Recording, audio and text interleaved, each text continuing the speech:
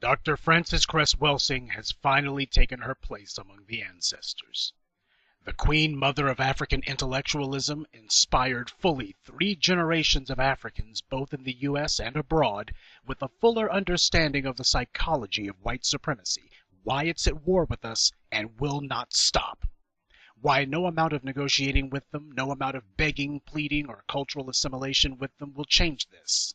Fear of genetic annihilation. In her seminal work, The ISIS Papers, Dr. Cress Welsing laid bare the racial hyperphobia that lies at the rotten heart of white supremacy, and why it is that most, if not all, people identifying themselves as white follow white supremacy, or at the very least are supportive of it. But this is not meant to be a eulogy for this titan of African knowledge. Her transition from living ancestor to ascended ancestor changes nothing. She did her part to push the annihilation of white supremacy, and her legacy falls to us to promote and defend. And that brings me to the posthumous attacks on Dr. Cress Welsing. Admittedly, she was not exactly a household name, but that was because a formal media blackout was placed on her almost 30 years ago after she went on the Phil Donahue show and introduced America to the Cress theory of color confrontation and racism white supremacy. She explained how everything from education to cartoons to even sports represented a racial dynamic in the minds of white people. She put a name on racism: white supremacy. Clearly, this woman wasn't talking about racism in the mealy-mouthed, middle-of-the-road terminology that white people have always demanded that we speak in, as if you can separate racism from power, or as if people reacting to the centuries-long oppression they've been subjected to somehow is equivalent to the system of white privilege and ultra-brutality that undergirds the dominant society. But Dr. Cress Welsing was different in one other regard. Although she was an academic and a woman of letters, she was not a bootlick to any white university or school. She got her degrees from them and absolutely nothing else. An African who uses the prestige of the academy to attack that very apparatus of white supremacy. Their worst nightmare. Dr. Cress Welsing did so much to open the eyes of her people, and even in death she continues to clarify things for us and to show us who the enemy within is, because all kinds of sellouts are now coming out of the woodwork. Even now, with her body not even buried, we see a phalanx of coons, media whores, sellouts, academic nobodies, and professional white ass-kissers attacking her. These names are too familiar. The first scumbag to stick his neck up that we'll deal with is Mark Lamont Hill, CNN and the Huff and Puff Post's perennial favorite black friend. He's a near-constant fixture on CNN, the very white smear machine who boldly defended the murder of Trayvon Martin and who did more than anyone to open the floodgates of rampant violence against Africans in America in the 21st century. But not once does Lamont Hill acknowledge this or the part that he's played in all this. We warned you all time and again that when you see these white supremacist media organs putting a particular black person on the air all the time, it's because they've been vetted 5 ways from Sunday. They are, as the Soviets used to say, politically reliable. Mark Lamont Hill's little better than a stage actor, and a poor one at that, pretending to intellectualize our oppression rather than put a name on it. He started off by giving what seemed to be a laudatory acknowledgement of Dr. Cress Welsing's passing. On its face, it seemed respectful enough. But then, only a few hours later, he proved that he didn't mean a single word he'd said, because he eagerly co-signed a vicious slandering of her by a longtime homosexual and wannabe scholar, Jeffrey McCoon. Well, at least his parents gave him the right name, because a coon is exactly what he is. McCoon's post was a vicious and slanderous barrage of lies and vitriol that didn't reflect Hill's earlier praise in any shape, form, or fashion, and that Hill heaps praise on a post so diametrically opposed to his own and goes so far as to say it was more thoughtful and nuanced than his own proves where this chump has always stood. No, Lamont, McCoon's feculent assault on Dr. Frances Cress Welsing was totally thoughtless, and there was no nuance at all, because a bald-faced pack of lies like this doesn't allow for nuance. Now, before we go into McCoon's ridiculous attention whoring, we need to give you some of this Coons background. McCoon is an associate professor of a women, gender, and sexuality studies program. Also, McCoon is a professor in the performing arts department. Guess that makes him a bad actor in more ways than one. McCoon teaches one of those courses that's not actually about anything. You want to know why so many black students leave these universities with no prospects? Because they got a bullcrap degree in a program that's worthless. McCoon is one of these black mouthpieces, given a token position because he's proven that he's willing to stand for gay empowerment and for black genocide, or as his kind like to call it, abortion. He thinks trying to identify himself as a homosexual as fiercely as he can will help him to transcend being black. No wonder Dr. Cress Welsing offended him so much. He started off by saying we shouldn't negate the damaging acts and rhetoric of the deceased. The only people Dr. Frances Cress Welsing ever damaged were white supremacists and their fellow travelers, like you, McCoon. She pointed out that black men who are feminized are also black men who will never fight. Well, you can guess what a black homosexual like McCoon thought of that. He characterized Dr. Cress Welsing's honoring of black manhood as demonizing and distorting black women and LGBT folks. He then goes on to criticize Cress Welsing's common-sense approach to male-female relations and African tradition right before he decides to assert that there is no European colonialist project of destruction. I suppose when you spend every day wishing you could snuggle up next to a white man, the last thing you want is someone to tell you it won't work. He then goes on to say that her work was lacking in humaneness and was not well researched.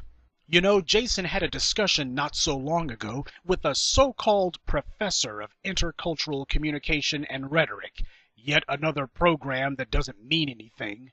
She even had a doctorate, though you sure couldn't tell by listening. Not surprisingly, all she could do was regurgitate the exact same handful of talking points given to her by her white handlers. Jason asked her several times pig-simple questions about her own beliefs, and she couldn't answer a single one of them. This is what the dominant society promotes as a black intellectual. Next, he gives the worst of his lies.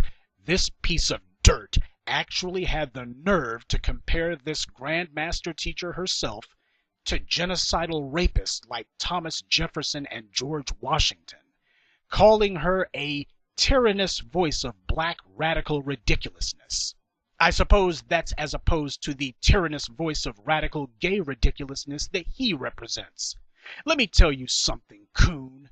Thomas Jefferson enslaved the very children he'd had by Sally Hemings, black children, and they were not free until after he died. Same for George Washington's slaves. The best thing those animals ever did for the world was to leave it. And when they died, the long global nightmare they'd subjected the world to began to fade ever so much. Dr. Welsing's life, on the other hand, was what liberated us. Black people who didn't understand the life and death struggle they were in, or even why, were set loose from a prison of ignorance by that woman. Her death makes that light of freedom just a little more dim at a time when white supremacy is once again on the march. With her gone, we move just that much closer to extermination. How could any sane person actually compare her to that? In the end, he attempts to link himself to her own pristine legacy by claiming that he would want people to tell the good and bad about himself after his own passing. Well, McCoon, you won't have to wait until then to hear the truth about your dirty self. And there's nothing good to say, and no one will remember you for anything other than being a feckless house Negro who puts what he does in the bedroom above and beyond whether or not he even survives. It is precisely cowardly deviants like you that Dr. Cress Welsing was talking about. There is a European colonialist program of destruction which everyone can see, even white people. And you're too cowardly to fight it or even to speak against it. Taking a submissive posture before the enemy is what I would expect from an emasculated coward. Dr. Cress Welsing stood on the front line. You, on the other hand, are scurrying for a place to hide. Your very existence and the way you've chosen to live your so-called life proves her point. Wherever there is human suffering, there are human vultures. A worm like Coons spends his days and his nights on his knees for white men, bowing, scraping, and doing whatever else he has to make sure they're perfectly pleased with him.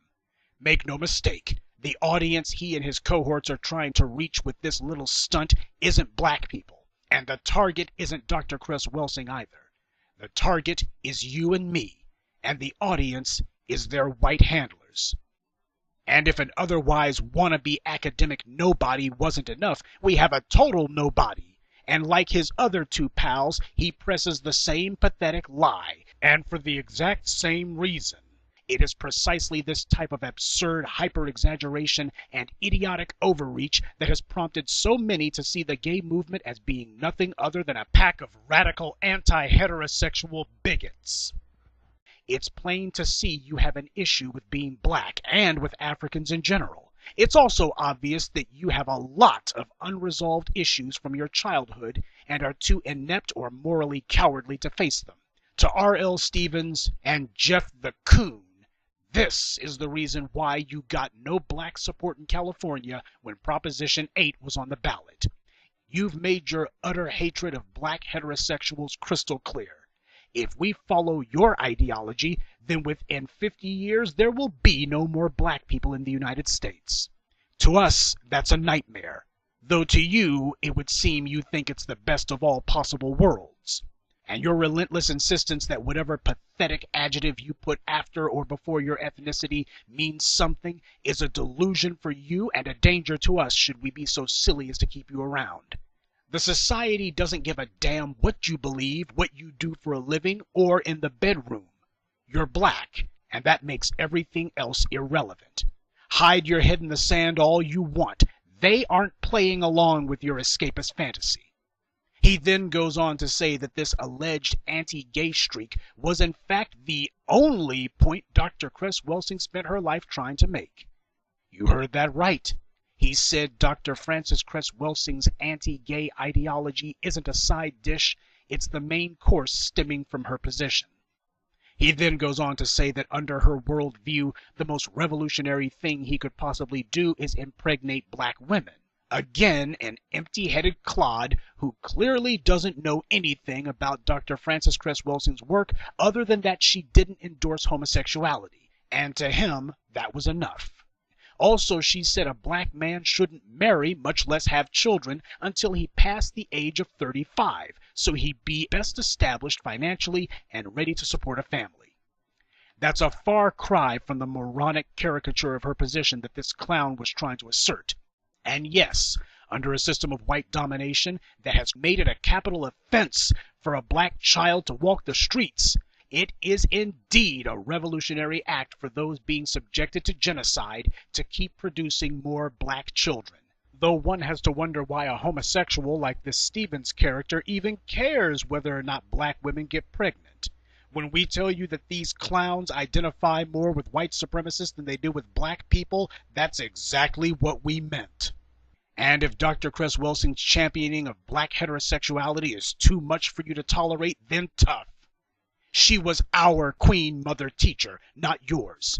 What she said was for our empowerment, not yours. Dr. Cress Welsing wasn't interested in helping anyone gain sexual access to non-black people, and clearly that's your entire reason for being. Sex is a lower brain function. It is a part of life, not the end-all and be-all. So when you elevate a bedroom activity to your single reason for existence, you're not merely ignorant, you're deranged. She understands white supremacy as a monster we must stay away from. You see it as a chance to pursue your sexual fixation. Well, you go and do that. Keep studying gender and sexuality and any other irrelevant trivia, but leave the scholarship to the scholars. Being a coon is a career that doesn't come with a retirement plan. Men far smarter than you assailed our African master teachers in the past, and all of them wound up being subjected to humiliation and punishment at the very hands of the same white society who they were so sure were their friends. Being a featured guest on a low-rated cable news channel or a high-rated website doesn't change the fact that you're not white. You don't come off as open-minded or intellectually nuanced when you attack people who speak on African people's behalf. To compare Dr. Cress Welsing to slaveholders and genocidal racists makes you come off as a mouthpiece and a tool. The white people who you think you're pleasing already didn't like her for the exact same reason that they don't like you. Because she's black. It gratifies me to see the vermin pitch a fit because this titan is receiving her just due from her people. I enjoy seeing that her words cut you to the bone. You've spent years, if not decades, sitting on your hatred of her, and now that she's joined the ancestors, you think it's safe to tear her down. You're wrong on both counts, because a titan like Dr. Frances Cress Welsing would never be harmed by a pack of mental midgets like yourselves. Even her white critics like William Shockley didn't dare attack her in the manner that you do, and these people were dyed-in-the-wool racists. That's how far beneath contempt you've fallen. In intelligent black society, we have a policy where our ancestors are concerned. Speak against one of them, and you've spoken against all of us. We do not forgive or forget such slights. It took Stephen A. Smith almost 20 years to be excommunicated. Mark Lamont Hill, Jeff the Coon, R.L. Stevens, and the rest of the sellouts did it in a single instant. We'll be calling out more such scum as the days pass. Already we've put such pressure on them that they don't dare speak on their own social media pages. And realize that every one of you who are named as attacking our beloved ancestor has committed an unpardonable sin. The future doesn't belong to gender-fluid swirler intersectionalists. It belongs to the Africans who are uncompromising.